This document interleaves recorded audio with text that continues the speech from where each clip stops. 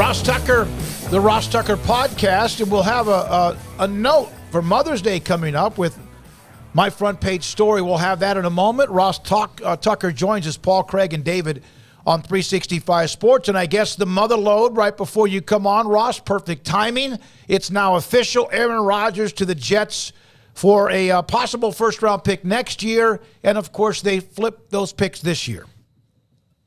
Yeah, I'm stunned. I really am. I can't believe the Jets gave up as much as they did. Because, they're swapping a 5th and a 6th. So even if you discount that or swapping the 13th and the 15th, the Jets are giving them the 40s at a minimum. The Jets are giving them the 42nd pick this year and a second rounder next year. And that's only if Rodgers plays less than 65% of the snaps. If he plays more than 65% of the snaps, they get a first rounder next year. So to give up a 1 and a 2 for the right to pay Aaron Rodgers $60 million for 1 year I'm shocked. I mean, unless he committed to playing multiple years, I think this is a horrible trade for the New York Jets. Do the Jets feel like they need to do this in order to compete with the Bills? And I mean, the Dolphins are up and down. The Patriots are in flux. Like, what was the need to do this other than the fact that they knew that Aaron Rodgers just didn't want to be in Wisconsin anymore?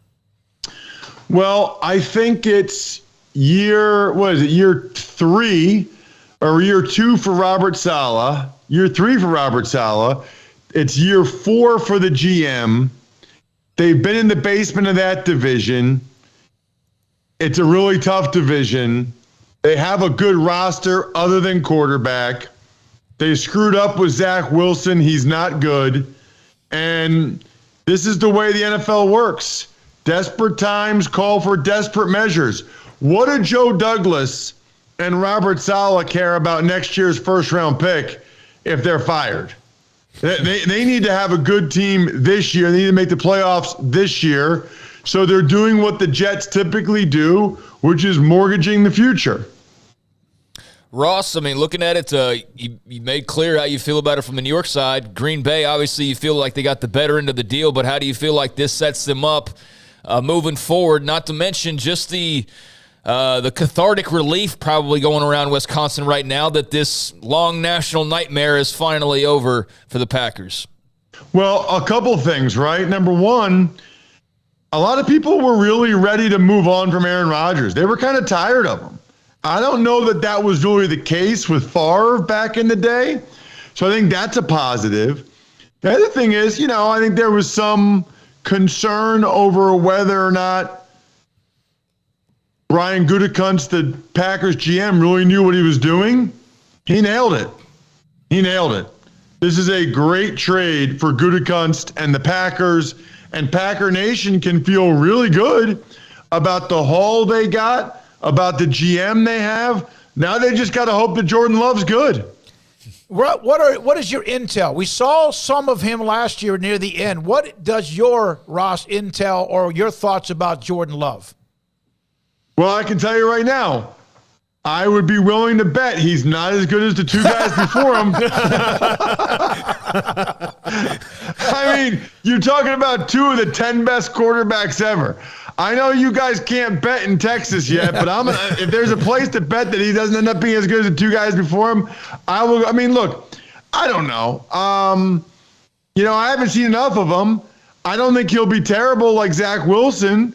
I don't think he'll be as good as Brett Favre or Aaron Rodgers. I think he'll be somewhere in between. And quite frankly, the Packers just finished their 30th year in a row with a top 5 quarterback, and they have 3 Super Bowl appearances and 2 wins to show for it. I don't know. I guess I kind of feel like they should have had more.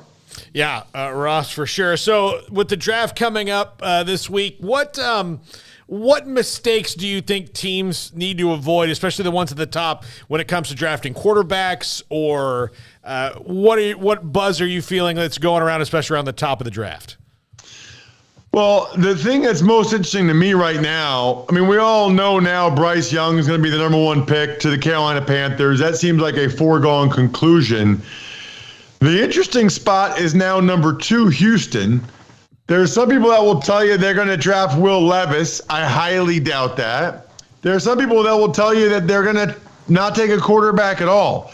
If that's the case, then it is incredible how impactful that last win was for Lovie Smith and the Houston Texans. I mean, you want to talk about an organization just mismanaging things.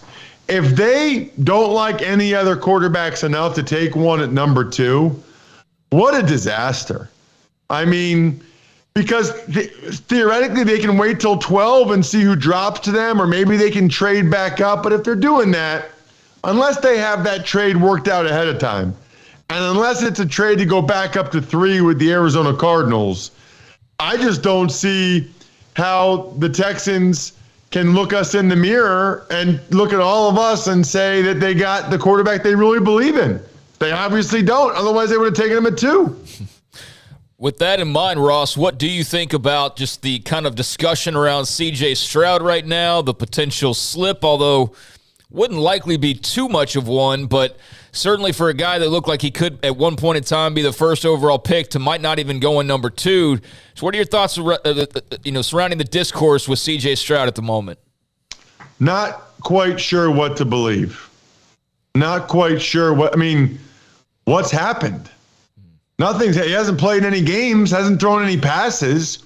I know they came out with some stats for this cognition test or whatever, but I don't know. I'd have a tough time thinking that would drop him that much if you've actually watched him play. He's a smart kid. He does a great job knowing where to go with the football. The ball comes out on time. I still believe, here's how I'd say it. I'll believe the Texans don't take a quarterback at number 2 when I see it. Right. Ross, what are your thoughts about the gambling suspensions? Players know they can't do it. Jamison Williams and others. Washington had a player. Lions had a handful. Your thoughts about the reaction to, oh, my God, there's NFL sponsors everywhere that promote gambling? Well, I'm so glad you brought this up. This was a major topic on today's Ross Tucker Football Podcast. First of all, I can't stand when people break the rules and then blame other people. How about personal accountability, personal responsibility? Oh, it's not fair. The rules aren't fair. Listen, over 2,000 players didn't bet, didn't break the rules. What are you talking about? They all know what the rules are. And by the way, if the Detroit Lions didn't do a good enough job telling the players what the rules were and they weren't, well, then that's an organizational issue. And then all the people going out of their way to say the NFL is hypocrites because they're promoting gambling, they're taking all this gambling advertising money, but then they won't let the players bet. What are you talking about? The players get almost 50 cents on every dollar. They get 48.5% of the revenue.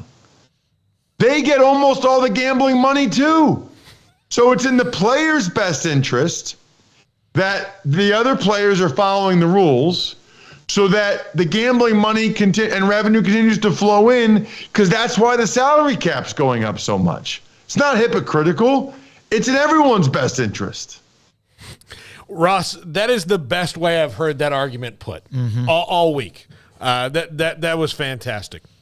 Bijan Robinson, do you see him falling past the top 15 or so? I don't think he'll go in the top 10. I do think he probably ends up going somewhere in the teens. Wouldn't be surprised if it's like a trade down. Really good football player.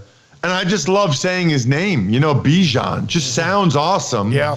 The problem with taking him in the top 10, to me, isn't as much about, well, you don't take a running back that high. It's more, you don't pay a running back that much. If he goes in the top 10, he's basically one of the 5 highest paid running backs already. And all these teams are trying to get rid of these running back contracts. Dalvin Cook, the Vikings don't want to pay him $10 million. There's rumors about the Titans trading Derrick Henry.